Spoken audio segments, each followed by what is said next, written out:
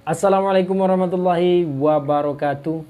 Berjumpa lagi dengan saya Ong Aco, teman-teman sekalian. Mudah-mudahan kita selalu dalam keadaan sehat walafiat, tidak kurang suatu apapun, dan aktivitasnya juga dapat berjalan dengan lancar dari awal hingga akhir, dan kebutuhan sehari-harinya juga dapat tercukupi dengan baik. Amin amin ya robbal alamin.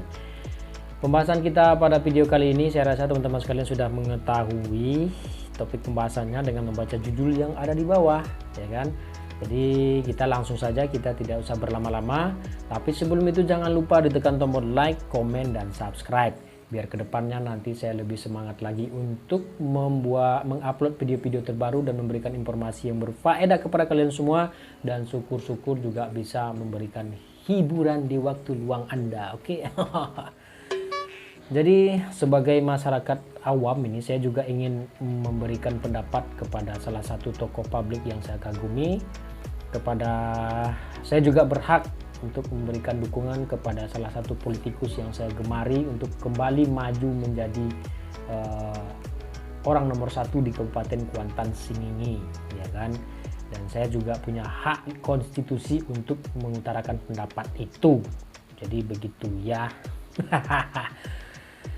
Dan saya rasa kalian sudah mengetahui siapakah sosok yang akan saya bahas ini. Ketika saya menyebutkan namanya, pasti kalian sudah mengetahuinya, ya kan? Beliau adalah Dr. Andos Haji Mursini MSI, di mana pada saat ini beliau sedang menjabat sebagai Bupati Kabupaten Kuantan Singingi, ya kan? Dan kembali diminta oleh masyarakat Kabupaten Kuantan Singingi untuk memimpin mereka pada masa jabatan 2021-2026 mendatang. Oke, kita mulai dari awal, ya kan? Menurut sepengetahuan saya saja, di luar sepengetahuan saya tidak akan membahasnya karena nanti salah-salah, ya kan? Saya tidak juga mau ada informasi yang simpang siur tentang salah satu tokoh yang saya kagumi ini.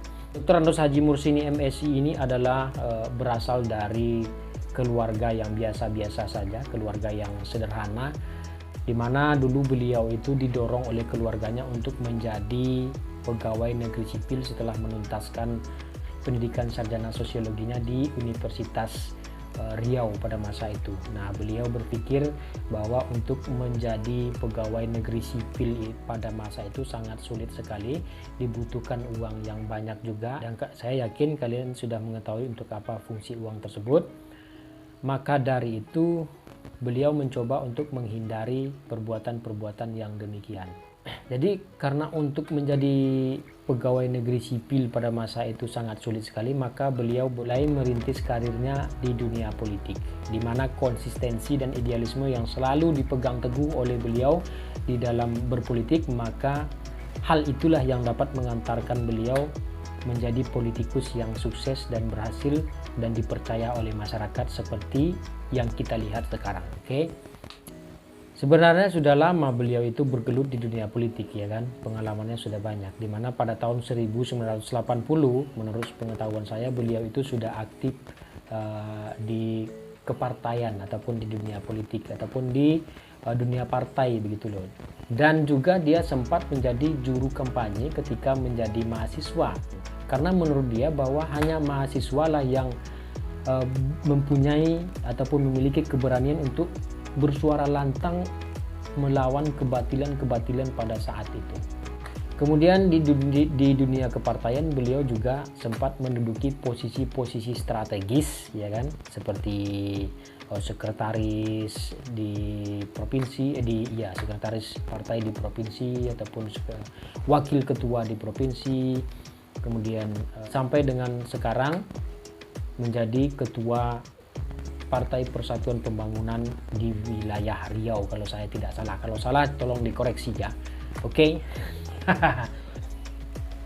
Dan kemudian pada tahun 1992 beliau pernah diminta untuk maju menjadi calon legislatif di daerah provinsi Riau pada masa itu, tetapi malah dia tolak. Kenapa? Karena mungkin merasa beliau bahwa belum mempunyai pengalaman yang cukup, kemudian senior-seniornya juga masih banyak, sehingga dia memberikan kesempatan tersebut kepada para seniornya. Nah, di sana kita sudah melihat betapa luar biasanya beliau ya. Kalau memang beliau tidak merasa tidak mampu, beliau mengatakan tidak mampu, ya kan. Kalau memang beliau mampu, maka secara otomatis saya yakin beliau akan maju, begitulah kira-kira. Daripada tidak mampu tetapi mengatakan mampu, yaitu sama saja berbohong kepada masyarakat, ya kan, sehingga aspirasi masyarakat tersebut tidak tersampaikan. Nah, mungkin itulah menurut beliau yang ditakutkan pada masa itu ketika diminta untuk menjadi anggota legislatif.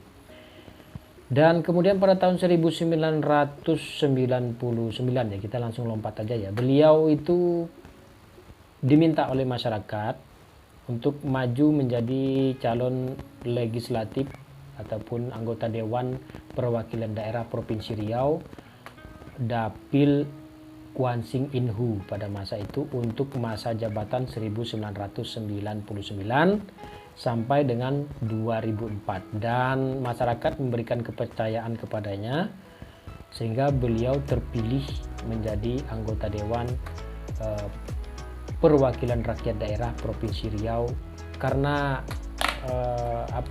masyarakat merasa aspirasinya tersampaikan oleh beliau.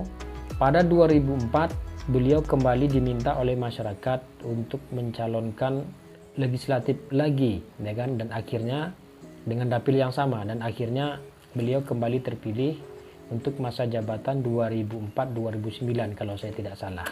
Silakan koreksi kalau itu salah ya.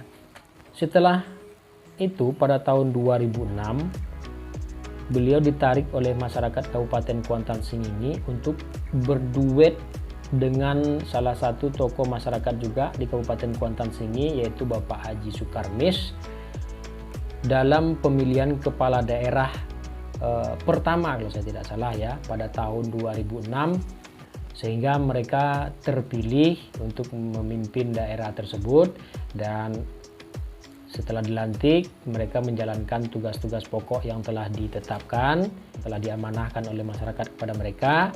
Kemudian pada tahun 2014 beliau kembali maju menjadi Bupati Kabupaten Kuantan Sengingi, pada saat itu berdampingan dengan Bapak Gumpita kalau saya tidak salah ya.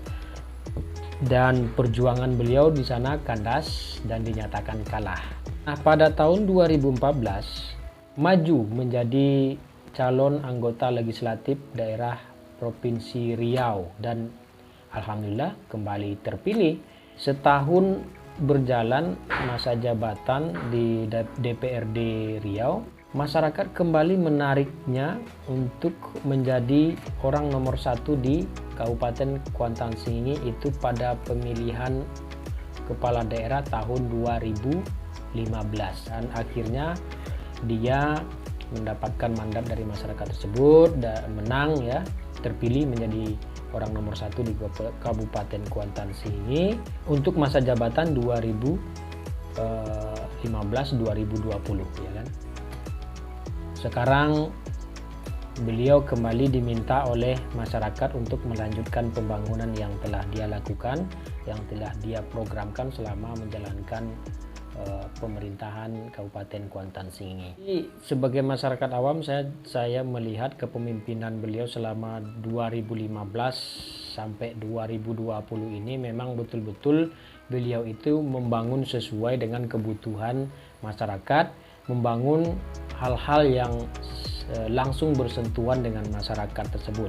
Beliau memang tidak membangun gedung-gedung yang megah, tidak membangun gedung-gedung yang bertingkat atau segala macam, tidak membangun secara ugal-ugalan. Membuat sebuah keputusan ataupun kebijakan itu selalu dikaji betul-betul dan menghadirkan orang-orang yang profesional yang memang paham di bidang tersebut, sehingga memang kalau kita lihat ya, saya tidak menafikan hal tersebut. Saya tidak melihat ada gedung-gedung yang bertingkat yang dibangunnya, saya tidak melihat ada gedung-gedung yang megah dibangunnya, karena memang beliau tahu kultur masyarakat Kabupaten Kuantan Sengingi itu seperti apa, ya kan. Jadi ketika nanti beliau membangun gedung-gedung tinggi, gedung-gedung bertingkat, untuk apa ya? Saya pantas mengagumi beliau, ya kan. Tidak membuang-buang APBD secara cuma-cuma, ya kan. Beliau selalu meminta orang-orang profesional untuk duduk di salah satu bidang ataupun sesuai dengan kemampuannya, sehingga nanti untuk membangun Kabupaten Kuantan Sengingi itu tidak sembarangan gitu, ya kan. Nah, jadi kita sudah mengetahui profil beliau itu seperti apa. Beliau sudah banyak sekali makan asam garam, baik itu di dunia politik, di dunia pemerintahan, dan di dunia organisasi lainnya. Dan juga beliau juga dikenal oleh masyarakat, banyak aktif di berbagai organisasi, banyak organisasi yang diketuai oleh beliau. Ada Tapak Suci Riau, dan ada LPTQ sebagai ketua LPTQ, kemudian sebagai ketua Badan Narkotika, sebagai sekretaris Parmusi, kemudian Kominda, ya kan, dan organisasi-organisasi tingkat provinsi dan organisasi tingkat kabupaten lainnya. Jadi kalau ada yang berpengalaman, kenapa kita harus memilih yang loncat-loncat begitu ya? Maksudnya loncat-loncat menurut saya tidak memiliki pengalaman. Jangan ketika ada orang kaya, orang berduit maju, kita menganggapnya oh ini nanti luar biasa, ini nanti dia paham soal mengelola pemerintahan. Karena ada pengusaha yang maju, oh dia nanti akan makmur kita ini. Tidak, mengelola perusahaan itu berbeda dengan mengelola pemerintahan. Jadi marilah kita sama-sama mempertimbangkan pilihan-pilihan kita, tidak sembarang memilih. Apalagi sekarang dia didampingi oleh salah satu politikus yang juga sangat handal, Indra Putra. Kan luar biasa ketika mereka nanti berkolaborasi dalam mengelola pemerintahan. Bayangkan, ya kan, sama-sama orang berpengalaman membangun negeri ini. Luar biasa kan. Indra Putra itu orang yang patut dikasih jempol loh. Dia itu juga mantan anggota DPRD Provinsi Riau. Jangan, tidak sembarangan dia itu juga seorang pengusaha. Indra Putra itu sangat luar biasa itu. Dan juga mereka tidak terlalu tua dan tidak terlalu muda, maka mereka cocok untuk memimpin Kabupaten Kuantan Sengingi 5 tahun ke depannya. Oke, itu saja yang dapat saya sampaikan. Mohon maaf jika ada kata-kata saya yang menyinggung hati teman-teman sekalian, melukai ataupun tidak berkenan, ya mohon dimaafkan, karena ini demokrasi. Jadi kita wajar-wajar saja memberikan pendapat kita masing-masing ya. Kalau kalian punya pendapat yang lain ya silakan komentar di kolom komentar yang di bawah, tapi dengan dengan wajar lah, tidak usah memaki-maki seperti yang dihimbau oleh Bapak Dr. Andos Haji Mursini ya. Beliau memang membuka ruang demokrasi yang seluas-luasnya, sehingga kritikan-kritikan yang ditujukan kepada beliau menerima dengan lapang dada dan mempertimbangkan dengan kepala yang dingin. Ketika ada kritikan yang bagus, itu menjadi bahan evaluasi bagi beliau. Itu bagusnya beliau itu, makanya saya salut kepada beliau. Beliau tidak memberikan tekanan, tidak menjawab dengan kata-kata ya, tetapi beliau dan juga tidak memberikan sanksi, tetapi beliau menjawab dengan karya-karya. Ketika nanti kritikan tersebut memang bermanfaat untuk masyarakat, maka kenapa tidak, ya kan? Kenapa tidak dilaksanakan, kan begitu. Itu sangat luar biasanya beliau itu, walaupun fitnahan mungkin ada ya, dan mudah-mudahan tidak ada. Dan juga beliau mengajak kepada kita sebagai simpatisan, sebagai pendukung, tidak diperbolehkan untuk menjelek-jelekkan rival-rivalnya, karena menurut dia bahwa rival-rivalnya itu juga bagian daripada saudara-saudaranya ya. Sangat luar biasa sekali. Maka dari itu mari kita sama-sama memberikan dukungan kepada beliau untuk melanjutkan kepemimpinan 5 tahun ke depan. Kalau ada yang berpengalaman, kenapa kita harus memulai dari nol? Oke? Mohon maaf jika ada salah kata. Billahi taufik wal hidayah. Wassalamualaikum warahmatullahi wabarakatuh. Lanjut.